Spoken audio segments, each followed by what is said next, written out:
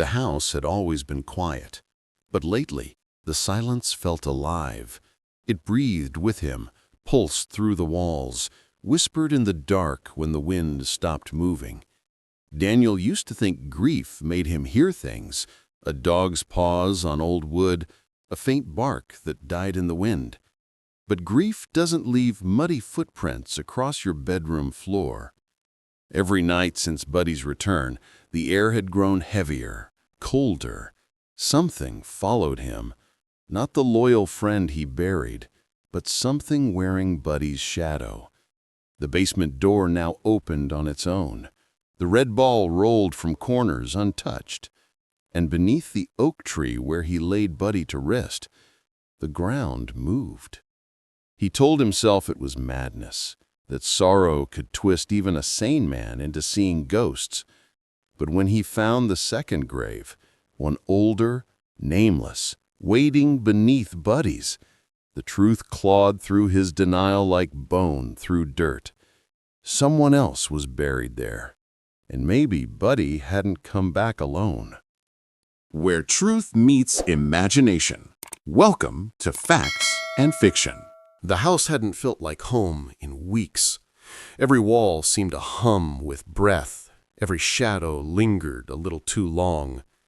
Daniel hadn't slept since the night the basement door slammed shut. The night the voice whispered from the dark, "You buried me with him." He didn't remember how he escaped.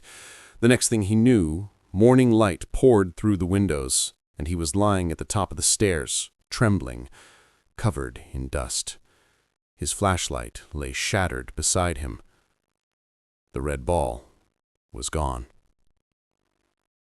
He spent the day walking in circles, half-conscious, his mind flickering between fear and disbelief. The note from the basement, "He won't let me go," replayed in his mind over and over. Who was he? And if Buddy wasn't the one haunting him, who was?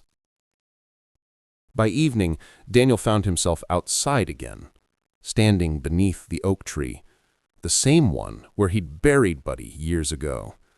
The wind was still, the air heavy with damp earth and decay. He knelt, tracing the bark of the tree with shaking hands. The soil at its roots looked disturbed, freshly turned, as if something beneath had moved. "Buddy," he whispered, "what did I do?" A low growl rumbled somewhere in the distance, not close enough to see, but close enough to feel. He took a step back. The ground pulsed under his feet. A faint heartbeat, deep beneath the roots. He stumbled away, nearly tripping over a stone marker half hidden in the grass. It wasn't Buddy's. It was older, worn smooth by rain. Scratched faintly across the surface were the words, "For Max, my forever friend." Max? He frowned. The name was unfamiliar. The stone was so close to Buddy's grave, it could have been part of it. But he dug that ground himself. There was no stone then. He reached for it, brushing the dirt away. Underneath, something glimmered. A thin chain attached to a rusted tag. He picked it up and squinted at the engraving. Property of H. Grant. The name hit him like a punch. Mrs. Callahan's words echoed in his mind. The man who ran the shelter, he tried to bring his dog back. Grant, the caretaker. That night, Daniel searched online until his eyes burned. It took hours of scrolling through old records, local archives, and forgotten articles before he found what he was looking for. A headline from 1979, "Local shelter burns down. Owner missing after tragic fire." The article detailed how Harold Grant, the caretaker of the Willow Hill Animal Refuge, had refused to evacuate after a fire broke out in the main building. He was last seen running into the basement, calling for his dog Max. Neither were ever found. His pulse quickened. His basement. The shelter had been built right where his house now stood. As he read, a faint scratching began again, soft, steady, coming from behind the walls. He turned, heart pounding. The lamp on his desk flickered. "Not again," he whispered. The scratching grew louder, faster. Then the sound of panting joined it, labored, desperate. He stood slowly, stepping toward the sound. "Buddy?" The reply wasn't a bark. It was a voice. Hoarse, broken, whispering through the walls like a sigh through stone. "He won't let us rest." He stumbled backwards, knocking over the lamp. Darkness swallowed the room, and for a heartbeat, he saw it. The faint silhouette of a man's face in the reflection of the window, standing behind him. When he turned, no one was there. But the collar, Buddy's collar, now lay on the floor at his feet. It was warm, and engraved beneath Buddy's name were faint new letters scratched into the metal. By dawn, Daniel couldn't take it anymore. He grabbed a shovel from the shed and marched to the oak tree, barefoot, exhausted, half-crazed. The world felt muted, birds silent, air thick, time holding its breath. He started digging. Each strike of the shovel sent tremors through his arms. The dirt was soft, almost welcoming. The deeper he went, the stronger the smell became. Wet fur, rot, and something chemical. Then the shovel hit wood. He dropped to his knees, clearing the dirt with his hands until the box was fully exposed. He lifted the lid, expecting to see Buddy's remains.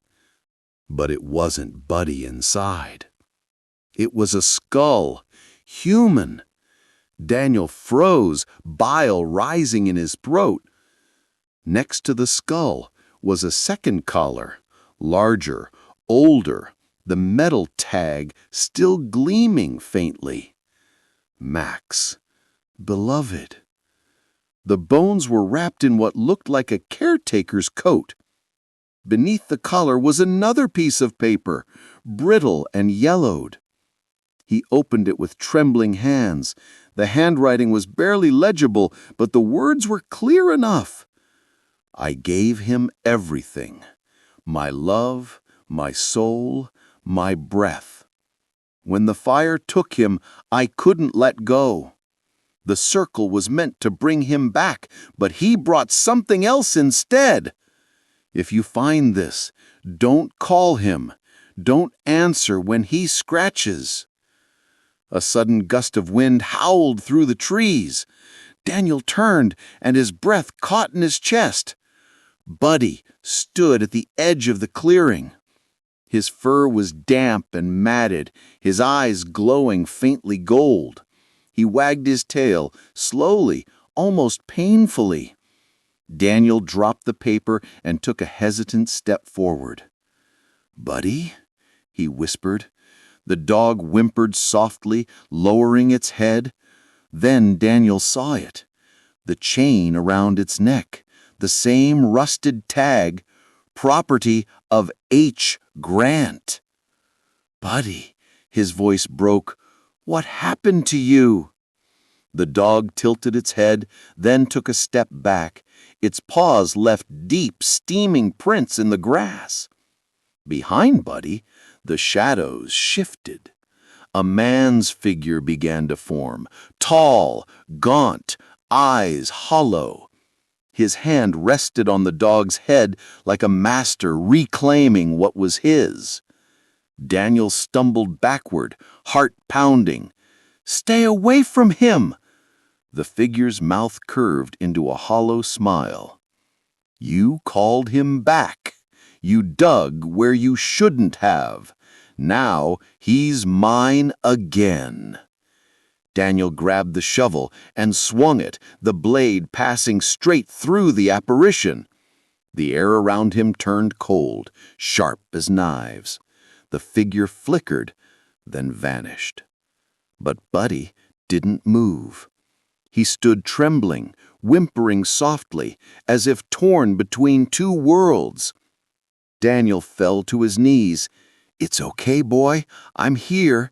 You can rest now." The dog looked up at him, and for a moment Daniel saw his old friend again, the light in his eyes, the warmth, the love. Then Buddy's form began to dissolve into mist. The chain clattered to the ground. The wind died. The world fell silent. Daniel sat there for what felt like hours, staring at the disturbed soil and the faint glimmer of morning through the branches. The box lay open beside him, the letter still fluttering in the breeze.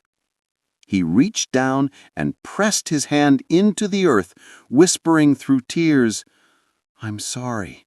I didn't know." As the first light of morning touched the grave, a faint breeze carried a sound, a bark, distant and free, echoing through the trees.